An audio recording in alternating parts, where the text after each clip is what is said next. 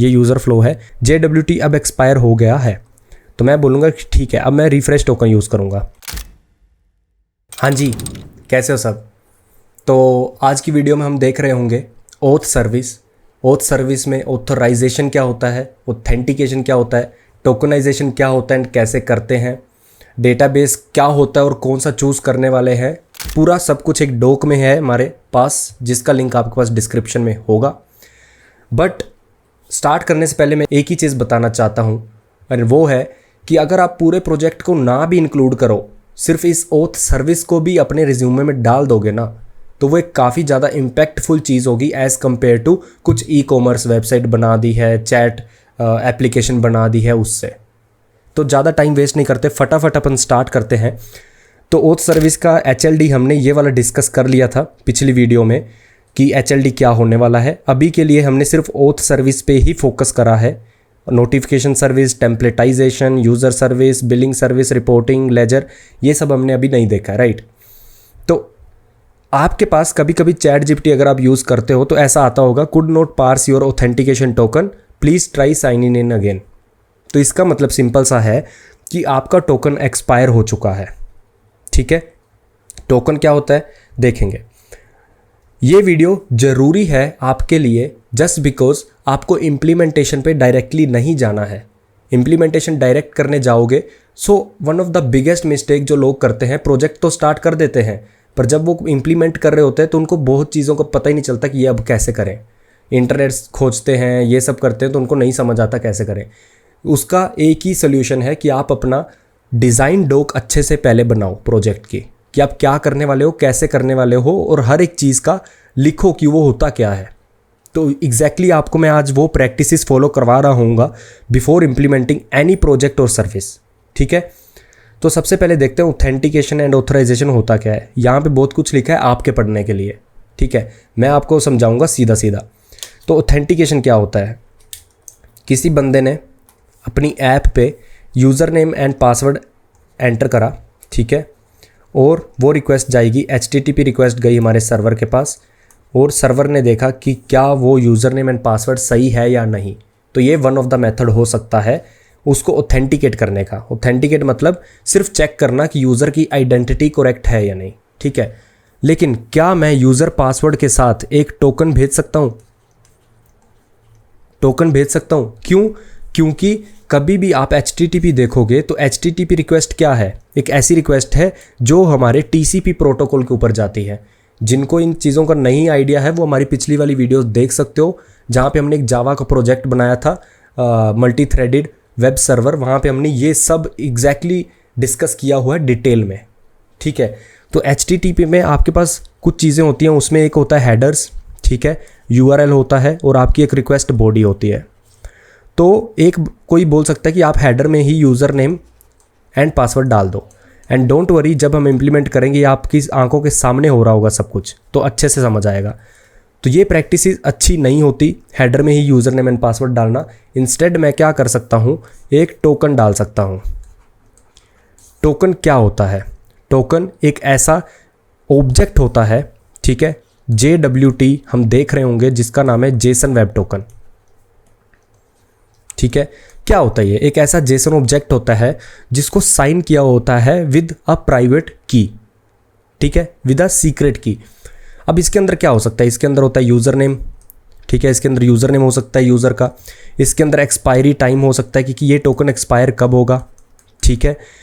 इसके अंदर क्या हो सकता है, और इसके अंदर ईमेल हो सकता है। ये सब साइन किए होते हैं डिजिटली विद अ सीक्रेट की, ठीक है। ये सब इनक्रिप्टेड होता है पूरा, ये HTTP में जाता है, और सर्वर में हम इसको यूज़ कर सकते हैं इस JWT को, लाइक jwd.extract_username.extract_anything, है ना। इसको जब हम बोलते हैं इन चीज़ों को, इनको हम बोलते हैं क्लेम। तो ये सब थ्योरी आपको पता होनी चाहिए बिफोर इम्प्लीमेंटेशन कि JWT में हम क्लेम्स को ट्रांसफ़र करते हैं, ठीक है। मैं अगर ChatGPT से भी आपको पूछवा दूँ तो ChatGPT भी ये बोलेगा, देखो यहाँ पे मैं ये सब चीज़ें पूछते रहता हूँ, ठीक है, टाइम टू टाइम। देखो मैं बोलता हूँ what are the claims in JWT, तो ये सब आपका एक परफेक्ट आंसर देगा कि JWT में क्या हो सकता है। देखो JWT में डिफरेंट टाइप ऑफ क्लेम्स हो सकते हैं। क्लेम्स एक टर्म है जो काफ़ी डिफ़िकल्ट लग सकती है, बट ये कुछ नहीं है। इसको बस नए चीज़ें दे दी गई हैं कि एक हेडर क्लेम हो सकता है जिसमें सिर्फ उसके हेडर्स होंगे, एक पेलोड हो सकता है जिसमें आप अलग अलग टाइप के क्लेम्स रख सकते हो, एक सिग्नेचर हो सकता है जिसमें आप क्या कर सकते हो, एक की के थ्रू सिग्नेचर कर सकते हो, एक सीक्रेट की डाल सकते हो, राइट। तो ये सब चीज़ें हैं, हाँ, तो ये सब चीज़ें हैं, ठीक है। तो ज़्यादा डिटेल में ना जाके हम ये देखेंगे कि JWT को यूज़ कैसे करना है और JWT के प्रोज एंड कॉन्स क्या हैं, ठीक है। तो ये था ऑथेंटिकेशन कि हम यूज़र नेम एंड पासवर्ड भेजते हैं और देखते हैं कि क्या यूज़र सही है या नहीं। ऑथराइजेशन क्या है? ऑथराइजेशन क्या होता है कि अगर मैं यूज़र को बोल दूं कि तू ऑथेंटिकेटेड है, तू एक वैलिड यूज़र है, बट क्या तू मेरे किसी रिसोर्स को एक्सेस कर सकता है? जैसे एक एडमिन है, एक रोल हो सकता है एडमिन, एक रोल हो सकता है यूज़र। इसमें हम रोल डिफाइन करते हैं, ठीक है। एक एडमिन रोल हो सकता है और एक हो सकता है यूज़र। अगर मैं बोलूँ एडमिन, तो वो उसके पास कुछ पेजेस का एक्सेस है, मेरी ऐप में कुछ APIs का उसको एक्सेस है और कुछ का नहीं है, ठीक है। लेकिन क्योंकि वो एडमिन है उसको हर किसी का होगा, राइट। तो ऐसे रोल डिफाइंड होते हैं ऑथराइजेशन में। तो ऑथेंटिकेशन सिर्फ ये होता है कि क्या ये बंदा वैलिड है या नहीं। ऑथराइजेशन होता है कि क्या ऐप के सर्टेन रिसोर्सेज को एक्सेस करने की परमिशन उसको है या नहीं। हम एक ऐसी चीज़ यूज़ कर रहे होंगे जिसको हम बोलेंगे रोल्स, ठीक है। और @प्री ऑथराइज करके एक एनोटेशन आती है, ठीक है, स्प्रिंग की तरफ से। और जिन्होंने हमारी वीडियो देखी है AOP एंड प्रॉक्सीज वाली, उनको पता होगा कि ये प्री ऑथराइज क्या कर रहा होगा। कोई भी रिक्वेस्ट आती है, उस रिक्वेस्ट के पहले प्री ऑथराइज रन होगा। तो ये हमने डिस्कस किया हुआ है। अगर आप ChatGPT से पूछोगे प्री ऑथराइज कैसे काम करता है, वो भी बोलेगा कि AOP एंड प्रॉक्सीज का यूज़ करके, और इंटरनेट पे भी सर्च कर सकते हो, राइट। तो हमने कोई ऐसा कोड इंजेक्ट कर रखा है जो प्री ऑथराइज किसी यूज़र को देखेगा कि क्या उसके पास परमिशन है। इस लेट सपोज ये API है मेरी V1 एडिट यूज़र नेम, ये एक API है। इस API पे मेरी एक रिक्वेस्ट आती है, ठीक है। अब ये कोई यूज़र रिक्वेस्ट कर रहा है कि उसको यूज़र नेम एडिट करना है। ये रिक्वेस्ट आएगी प्री ऑथराइज में, मैं देखूंगा कि उसके पास रोल कौन सा है, क्या उसके पास एडमिन रोल है, नहीं होगा अगर उसके पास एडमिन रोल तो ये रिक्वेस्ट आगे ही नहीं जाएगी। और मैं उसको एक एरर थ्रो कर दूंगा ऐप पे कि you do not have any permission to edit your user name, ठीक है, अंडर 15 डेज। ट्विटर जो चलाते हैं, राइट, आप अपना यूज़र नेम बार बार एडिट नहीं कर सकते, एक ही बार या 2 बार ही एडिट कर सकते हो 15 दिन में, राइट। तो ऐसा कुछ वो यूज़ करते हैं, ठीक है। तो ऑथराइजेशन पता चल गया कि भाई चेक करना कि किसी को मेरे रिसोर्सेज, पर्टिकुलर रिसोर्स को एक्सेस करने का परमिशन है या नहीं। अब हम डिफाइन करते हैं टोकन्स। टोकन देखो 2 तरह के होते हैं। एक होता है JWT जेसन वेब टोकन, जो कि होते हैं स्टेटलेस। स्टेटलेस का मतलब क्या होता है कि इनको हमें स्टोर करने की ज़रूरत नहीं पड़ती, इनके अंदर ही सब कुछ होता है as a form of claims, right. जैसा हमने देखा हेडर होते हैं, ठीक है। हेडर में क्या हो सकता है, यूज़र नेम हो सकता है, राइट, या फिर कुछ भी हो सकता है हेडर में, और पेलोड में भी कुछ भी हो सकता है। तो इतना ना करके इसको हम क्लेम करके एक ऑब्जेक्ट होता है जावा में, जब हम इम्प्लीमेंट करेंगे आपको पता चलेगा। ये सब चीज़ें मैं इसलिए पहले बता रहा हूँ क्योंकि इम्प्लीमेंटेशन में आपको ये ना देखना पड़े कि ये क्यों कोड में क्लेम यूज़ कर रहे हैं। मोस्ट ऑफ द वीडियोज़ अगर आप देखोगे किसी चैनल पे, वो सीधा यूज़ कर लेंगे क्लेम को, और वो आपको फिर दोबारा जाके पढ़ना पड़ेगा। लेकिन मैं आपको पहले ही बता रहा हूँ कि JWT में क्लेम्स यूज़ होते हैं, ठीक है। तो इन क्लेम्स का यूज़ करके आप एक्सट्रैक्ट कर सकते हो यूज़र नेम या कुछ भी, ठीक है। तो JWT क्या होता है, स्टेटलेस होता है, इसके अंदर ही सब कुछ होता है, इसको डेटाबेस में स्टोर करने की ज़रूरत नहीं पड़ती, ठीक है। और इसके प्रोज क्या हैं कि ये इजी होता है वेरीफाई करने के लिए। क्यों? क्योंकि इसको कोई डेटा स्टोर की ज़रूरत नहीं है, इसके अंदर ही यूज़र नेम होता है, इसके अंदर ही एक्सपायरी डेट होती है। तो मैं क्या करूँगा, बेसिकली मैं आपको फ्लो समझा देता हूँ। सबसे पहले मेरे पास रिक्वेस्ट आती है, मुझे उसमें JWT है मेरे पास, मैं यहाँ से JWT में से एक्सट्रैक्ट करूँगा यूज़र नेम एक्सट्रैक्ट करूँगा। और क्योंकि यूज़र नेम मेरे DB में स्टोर है, मैं अपने DB में जाके देखूँगा डेटाबेस में कि क्या वो यूज़र नेम एग्जिस्ट करता है या नहीं, ठीक है। तो यहाँ से मेरे पास यूज़र नेम आ जाएगा। अब क्योंकि वो यूज़र नेम मेरे पास है, अब मैं चेक करूँगा कि JWT जो मेरा जेसन वेब टोकन है कि क्या वो एक्सपायर हुआ है या नहीं। अगर वो नहीं एक्सपायर हुआ और यूज़र नेम भी एग्जिस्ट करता है तो इसका मतलब ये यूज़र का टोकन वैलिड है। तो इतना है हमारे पास। उसके बाद हम कर सकते हैं we can set the expiration date, जो कि ऑलरेडी हमने डिस्कस किया है। ये काफ़ी ज़्यादा एक अच्छा पॉइंट है। देखो, अगर आप पेटीएम यूज़ करते हो तो आपको ये चीज़ पता होगी, पेटीएम में हमें दोबारा लॉगिन नहीं करना पड़ता, सिर्फ फिंगरप्रिंट मांगता है वो, कभी भी बार बार वो आपका फ़ोन नंबर, ओटीपी ये सब दोबारा नहीं करवाता। क्योंकि जब आप पहली बार लॉगिन या साइन अप करते हो वो आपके 2 तरह के टोकन जनरेट कर लेता है, access token and refresh token. Access token जो होता है ये शॉर्ट लिव्ड टोकन होता है, इसकी एक्सपायरी अराउंड 15 मिनट्स या फिर 1 आवर ऐसी होती है। रिफ्रेश टोकन की expiry date like 30 days, right, 60 days ऐसे होती है, ठीक है। तो एक्सेस टोकन क्या होता है, JWT हमारा एक एक्सेस टोकन की तरह यूज़ होता है मोस्ट ऑफ द केसेस में। क्यों? क्योंकि एक्सेस टोकन को बार बार हमें यूज़ करना होता है और रिफ्रेश टोकन को हमें स्टोर करके रखना होता है, ठीक है। तो रिफ्रेश टोकन हम स्टोर करते हैं, एक्सेस टोकन हम स्टोर नहीं करते, क्योंकि JWT के अंदर ही सब कुछ होता है। जब भी HTTP रिक्वेस्ट आएगी, ठीक है, उसके अंदर जो JWT होगा, JWT के अंदर ही सब कुछ होगा as a form of claim, ठीक है। तो सारे क्लेम्स इसके अंदर ही होते हैं, हमें कुछ स्टोर करने की ज़रूरत नहीं पड़ती। बट क्योंकि रिफ्रेश टोकन लॉन्ग लिव्ड होते हैं तो इनको स्टोर करने की ज़रूरत हमें पड़ती है, ठीक है। तो जब भी हम पहली बार लॉगिन करते हैं पेटीएम में तो हमारे ये दोनों टोकन जनरेट हो जाते हैं। रिफ्रेश टोकन हमारा DB में स्टोर हो जाता है और एक्सेस टोकन हमारा जनरेट हो जाता है। तो नेक्स्ट टाइम हम जब भी पेटीएम खोलते हैं तो हमारा एक्सेस टोकन जो जनरेटेड होता है, एक्सेस टोकन हमेशा वो जाता है, ठीक है। सर्वर में हम उस एक्सेस टोकन का यूज़ करते हैं और सबसे पहले देखते हैं, लेट सपोज इसको मैं बोलता हूँ JWT, मैं उससे यूज़र नेम निकालता हूँ। JWT में क्लेम्स होते हैं, अगेन मैं JWT.extract यूज़र नेम करके एक फंक्शन यूज़ करके यूज़र नेम निकाल लेता हूँ। फिर मैं अपने सर्वर से DB में देखता हूँ कि क्या वो यूज़र नेम एग्जिस्ट करता है या नहीं करता है, true, then I will check कि ये JWT एक्सपायर हुआ है या नहीं। अगर एक्सपायर नहीं हुआ तो मैं बोलता हूँ कि भाई ये बंदा सही है, इसको लॉगिन वॉगिन मत दिखाओ, सीधा ऐप ओपन कर दो। और ये बहुत चीज़ें फास्ट होती हैं, है ना, क्योंकि लेटेंसी हमारी काफ़ी कम होती है इन चीज़ों को करने के लिए। अगेन आते हैं लेटेंसी पे, ठीक है। अब मैं बोलता हूँ कि मेरे को 30 दिन हो गए पेटीएम यूज़ करते हुए, ठीक है। चलो 30 दिन पे मत जाओ, JWT है 15 मिनट इसका एक्सपायरी टाइम है। 15 मिनट के बाद क्या होगा, लेट सपोज 16th मिनट आ गया, अब क्या होगा, अब मैं उसको JWT अपना एक्सेस टोकन भेजूंगा। मेरा सर्वर बोलेगा कि यूज़र नेम है यूज़र नेम मेरा है टिक, एक्सपायर हुआ है टोकन, हो गया है, एक्सपायरी हो गया है इसका।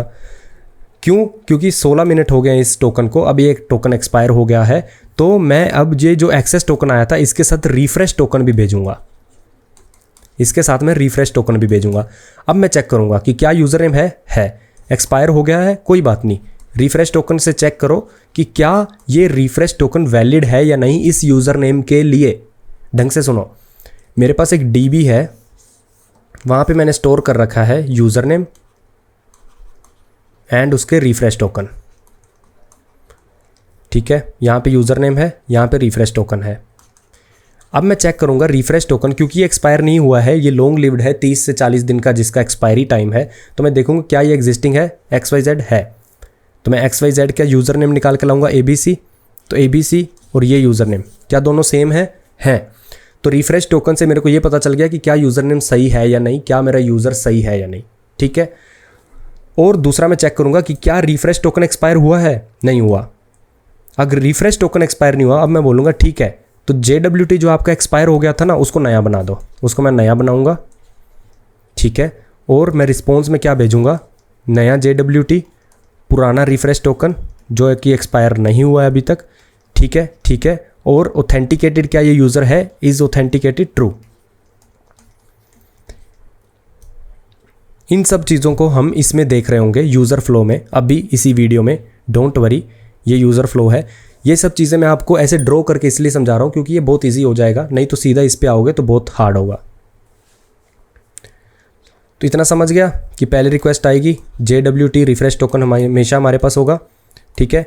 JWT का यूज़ करके हम यूज़र नेम एक्सट्रैक्ट करेंगे टोकन में से और देखेंगे कि क्या ये यूज़र नेम हमारी ID में है, DB में है, सॉरी, क्या ये DB में है। फिर हम चेक करेंगे JWT एक्सपायर हुआ है या नहीं।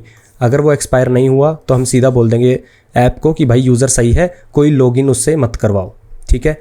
फिर हम बोलेंगे कि क्या JWT एक्सपायर हुआ है, यूज़र नेम अगेन वो सब, JWT अब एक्सपायर हो गया है।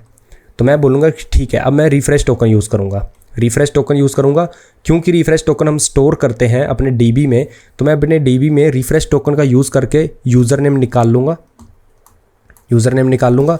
ऊपर हम क्या कर रहे हैं, JWT से हम यूज़र नेम निकाल रहे हैं, क्योंकि JWT हमारा स्टेटलेस होता है। पर यहाँ पे मैं रिफ्रेश टोकन, क्योंकि मेरे रिफ्रेश टोकन स्टेटलेस नहीं होता, उसको स्टोर करना पड़ता है। और रिफ्रेश टोकन कभी भी अपने साथ कुछ भी लेके नहीं आता, सिर्फ एक चीज़ लेके आता है, वो हम देखेंगे। तो मैं इस रिफ्रेश टोकन का यूज़ करके यूज़र नेम निकालता हूँ और देखता हूँ क्या कि ये यूज़र नेम वही है जो मेरे यहाँ पे JWT में आया है, राइट। तो समझ रहे हो ना, रिफ्रेश टोकन का यूज़ करके मैं देखूंगा कि क्या वो यूज़र वैलिड है। अगर वैलिड है तो मैं नया JWT जनरेट करूंगा और अब उसको मैं भेजूंगा, नया JWT और रिफ्रेश टोकन। और ये सब होने के बाद क्लाइंट अपनी लोकल स्टोरेज या फिर कैश में या फिर कुकीज़ में, ये सब हम अभी डिस्कस कर रहे होंगे, स्टोर कर लेगा। JWT एंड रिफ्रेश टोकन वो स्टोर कर लेगा। अब कोई भी रिक्वेस्ट जाएगी मेरे सर्वर को, इन दोनों टोकन्स के साथ जाएगी। अब मान लो कि JWT भी एक्सपायर हो गया है, रिफ्रेश टोकन भी एक्सपायर हो गया है, तो फिर मैं उसको बोलूँगा यूज़र को 30 दिन बाद कि भाई दोबारा लॉगिन करो। फिर वो दोबारा लॉगिन करेगा, मैं दोनों टोकन्स दोबारा जनरेट करूँगा और रिफ्रेश टोकन को मैं अपने DB में अपडेट कर दूँगा। नहीं समझा? देखते हैं। ठीक है, तो हमने यहाँ तक कर लिया। तो JWT यहाँ पे verify tokens involve CPU cycle only. इसका मतलब सिंपल सा ये है कि जब आप टोकन को वेरीफाई कर रहे होगे JWT को, आप उसमें क्या कर रहे हो, कोई यूज़र को कोई इनपुट मांग रहे हो नहीं ना, सिर्फ CPU यूजेज आपकी हो रही है, CPU साइकिल यूज़ हो रहे हैं। ठीक है, तो काफ़ी नॉर्मल सा पॉइंट है कि यूज़र से इनपुट नहीं मांगनी पड़ती, सीधा टोकन जो आपके स्टोर्ड हैं ऑलरेडी ऐप की कैश में या कुकीज़ में, उसी को यूज़ करके हम देख रहे हैं कि क्या यूज़र सही है या नहीं। अगर यूज़र सही है तो हम उससे लॉगिन दोबारा नहीं करवाएंगे। ठीक है, अब इसके कॉन्स फटाफट देख लेते हैं क्योंकि वीडियो ज़्यादा लंबी हो जाएगी। कॉन्स क्या है कि किसी यूज़र को आपको बैन करना है, अगर सिर्फ JWT हम यूज़ कर रहे हैं तो हम उसको नहीं कर पाएंगे, क्योंकि JWT हम अपने डेटाबेस में स्टोर नहीं करते। और क्योंकि हमें टोकन अगर स्टोर करते हैं तो हम वहाँ पे एक कॉलम बना सकते हैं बैन वाला। अगर मैं सिर्फ JWT को भी स्टोर करता, मैं यहाँ पे JWT और यूज़र नेम, ठीक है, इनको भी स्टोर करता, तो मैं यहाँ पे एक और कॉलम बना सकता था कि ब्लॉक्ड। किसी यूज़र को मुझे ब्लॉक करना है तो मुझे इसको ट्रू करना है, इस कॉलम को बस।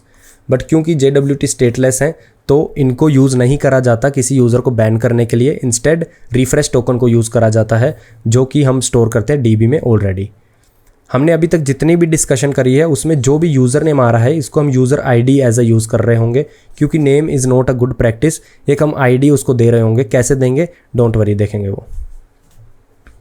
चलो, दूसरा इसका कौन है कि भाई JWT में एक और फील्ड ऐड करनी है, कुछ मेरे को ज़्यादा ही ऐड करना है, फ़ोन ऐड करना है, ईमेल ऐड करना है, और भी काफ़ी इन्फॉर्मेशन ऐड करनी है।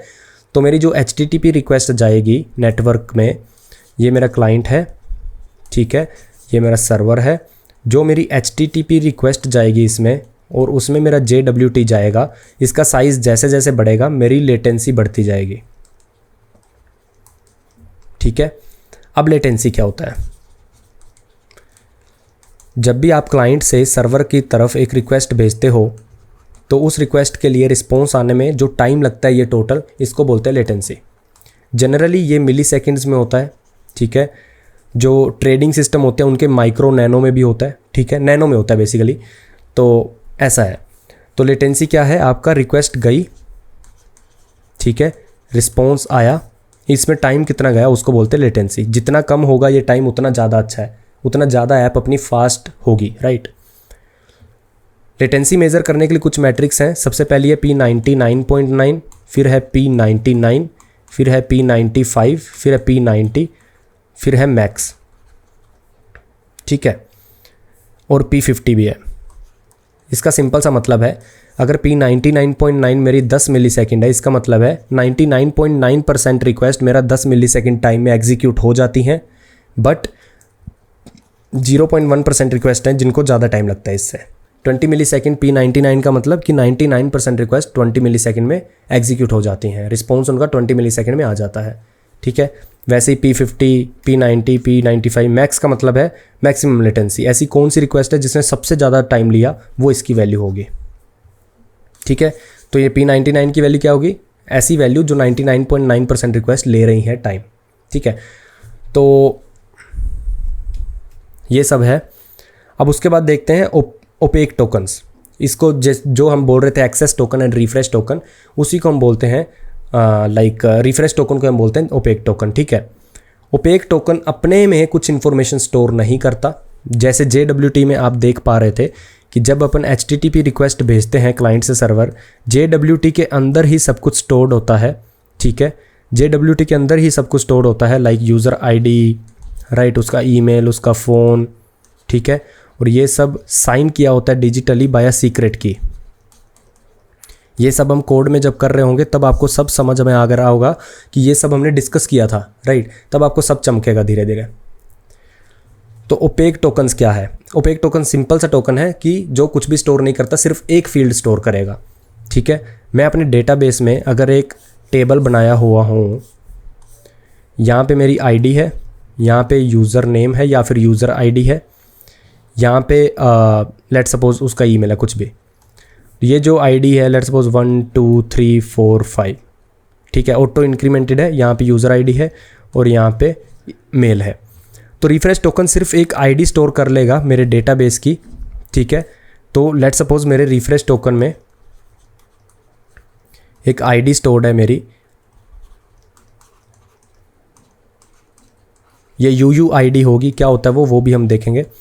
ये एक रैंडमली जनरेटेड लॉन्ग स्ट्रिंग होती है, ठीक है, जो हर टाइम जनरेट करेंगे तो यूनिक जनरेट होगी, एक ऐसी एल्गोरिदम जो हमेशा यूनिक ID जनरेट करती है। तो ये जो ID है ये मेरा कॉलम होगा इन डेटाबेस और इसके सामने मेरी यूज़र ID एंड ईमेल होगा। तो रिफ्रेश टोकन को यूज़र ID, ईमेल सब कुछ अपने में स्टोर करने की ज़रूरत नहीं है, वो सिर्फ ऐसी एक ID, एक ऐसी की ऑफ आर डेटाबेस स्टोर कर लेता है जिससे हम यूज़र ID और वो सब इन्फॉर्मेशन यूज़र की निकाल सकते हैं, ठीक है। क्यों ऐसा करना है वो आपको समझ गया है, क्योंकि JWT एक्सपायर जनरली होते रहते हैं तो हम उसको नेटवर्क में ही वो सब कुछ भेज देते हैं, राइट, सारी information, right. But opaque token में हम ऐसा नहीं करते क्योंकि ये लॉन्ग लिव्ड होते हैं और इनको हमें स्टोर करके रखना पड़ता है। जब एक्सेस टोकन एक्सपायर हो जाता है तो रिफ्रेश टोकन यूज़ करना पड़ता है जो हम डेटाबेस से लेके आते हैं। प्रोज क्या है? सिंपल एंड इफेक्टिव है ऑथराइजेशन में। क्यों ऑथराइजेशन में सिंपल एंड इफेक्टिव कैसा है? फटाफट चलते हैं MySQL पे। जिनको MySQL नहीं पता, सिंपल सा एक डेटाबेस होता है जिसमें टेबल्स होते हैं, ठीक है। टेबल्स होते हैं, रोज़ होती हैं और कॉलम्स होते हैं, ठीक है। लेट सपोज ये टेबल है मेरा यूज़र, इसके अंदर user ID, user name, let suppose email and phone मैंने स्टोर कर रखा है। एक मेरा टेबल है रोल्स टेबल, ठीक है। यहाँ पे मैंने यूज़र ID जो कि यूनिक है और मैंने उसका रोल यहाँ पे स्टोर कर रखा है। अब मैं क्या करूँगा, यहाँ पे जो मेरी यूज़र ID है, लेट सपोज यहाँ पे यूज़र ID है L1 2 3 4 Z, कुछ भी हो सकता है। ये L1 एक ऐसी ID है जो मैं यहाँ पे एज अ की यूज़ करूँगा L1 और सामने इसके रोल लिखूँगा मैं यूज़र, ठीक है। और वैसे ही जैसे 4Z ID है उसको मैं लिख दूँगा एडमिन। ये जो ID है ये हमने दूसरे टेबल में भी स्टोर कर रखी है, ठीक है। ये एक टेबल है रोल्स, इसमें 1-to-1 मैपिंग होगी। 1-to-1 मतलब एक ID के लिए एक ही रोल होगा, सिर्फ एक ID के लिए एक ही रोल होगा। और इस यूज़र ID को हम बोलते हैं फॉरेन की। फॉरेन की मतलब एक ऐसा कॉलम जो किसी और डेटाबेस में भी स्टोर्ड है, बट क्योंकि हम उसको किसी और टेबल में, एक ऐसा कॉलम जो किसी और टेबल में भी स्टोर्ड है और इस टेबल में भी हम उसको स्टोर कर रहे हैं जस्ट उसकी मैपिंग को चेंज करने के लिए। मतलब क्या है इसका मैं बताता हूँ, अच्छे से बताते हैं। यहाँ पे आपकी एक ID है जो कि ऑटो इंक्रीमेंटेड है 1 2 3 4 5। यहाँ पे आपकी यूज़र ID है, ठीक है। और यहाँ पे आपका रिफ्रेश टोकन है। वैसे अपन टोकन के लिए भी एक नया टेबल बना रहे होंगे, बट अभी के लिए ये समझ लो ABC 1 2 3 एक यूज़र ID है और उसका ये कोई भी टोकन है। अब मैं एक ऐसा टेबल बनाता हूँ जहाँ पे सिर्फ यूज़र के रोल स्टोर हैं, क्योंकि वो 1-to-1 मैपिंग है तो मैं उसके लिए एक नया टेबल बना सकता हूँ। इसी टेबल में भी मैं रख सकता हूँ, इसी टेबल में भी मैं यहाँ पे रख सकता हूँ उसका रोल। क्यों? क्योंकि एक ही यूज़र ID होगी, हमेशा यूनिक होगी, एक ही रिफ्रेश टोकन होगा, एक ही रोल होगा। तो ये भी तीनों एंट्रीज 1-to-1 है। और मैं अगर इसका रिस्पॉन्सिबिलिटी चेंज करना चाहता हूँ, टेबल्स को डीकपल करना चाहता हूँ, तो मैं एक नया टेबल भी बना सकता हूँ रोल्स का। तो यहाँ पे मैं ना स्टोर करके यहाँ पे यूज़र ID और रोल स्टोर कर लूँगा, राइट। तो वही बोल रहा है कि हम इसको ऑथराइजेशन में यूज़ कर सकते हैं, क्योंकि हम इसको डेटाबेस में स्टोर करते हैं तो इस टोकन के सामने हम उसका रोल डिफाइन कर सकते हैं और रोल को एक्सट्रैक्ट कर सकते हैं। ठीक है। It doesn't store any field, तो रिफ्रेश टोकन के अंदर कुछ भी स्टोर नहीं होता, ये सिर्फ एक आईडी स्टोर करता है डेटाबेस की। तो ये भी इसका प्रो है। कौन क्या है कि आपको इसके लिए एक अलग से डेटाबेस चाहिए होगा, अलग से एक सर्विस में इसको इंटीग्रेट करना होगा, तो बहुत ज़्यादा ओवरहेड है। ठीक है, तो समझ गए refresh token and access token. काफ़ी ज़्यादा टाइम हो गया डिटेल में समझाने के कारण। ठीक है, तो अगला टॉपिक है where to store this tokens. आपके जब टोकन जनरेट हो जाते हैं सर्वर से, जैसे मैंने क्लाइंट से सर्वर को रिक्वेस्ट मारी, वहाँ से टोकन्स लाए, अब वो क्लाइंट में मेरे फ़ोन की ऐप में कहाँ पे स्टोर होगा, राइट। तो वो मैं कुकीज़ में भी स्टोर कर सकता हूँ, लोकल स्टोरेज में भी कर सकता हूँ। इसके प्रोज एंड कॉन्स क्या है वो हम देखेंगे जब हम अपना फ्रंट एंड बना रहे होंगे। ठीक है, तो इसको देखेंगे हम। चॉइस ऑफ टोकन्स अगेन यहाँ पे लिखा हुआ है कि JWT हमने यूज़ किया है और ओपेक टोकन मतलब रिफ्रेश टोकन यूज़ किया है, वो सब तो देख लेना। अब हमारे टोकन जो रिफ्रेश टोकन है उसको स्टोर कहाँ पे करें, सीक्वल में या फिर नो सीक्वल में, कहाँ पे करें। तो जब भी आप अपना प्रोजेक्ट बनाते हो उसमें डेटाबेस कौन सा रखना है, इसको कैसे चूज़ करोगे। ठीक है, इसको आप चूज़ कैसे करोगे, ऐसे चूज़ करोगे, उसके प्रोज एंड कॉन्स लिख के है और एक कैप थ्योरम यूज़ करके, जिसको हम अगली वीडियो में देख रहे होंगे, क्योंकि ये वीडियो ऑलरेडी लंबी हो गई है। अगली वीडियो में हम देखेंगे कौन सा डेटाबेस चूज़ करना है, यूज़र का फ्लो कैसा होगा और उसका LLD। फिर हम इम्प्लीमेंटेशन पे चलेंगे। तब तक के लिए बाय बाय।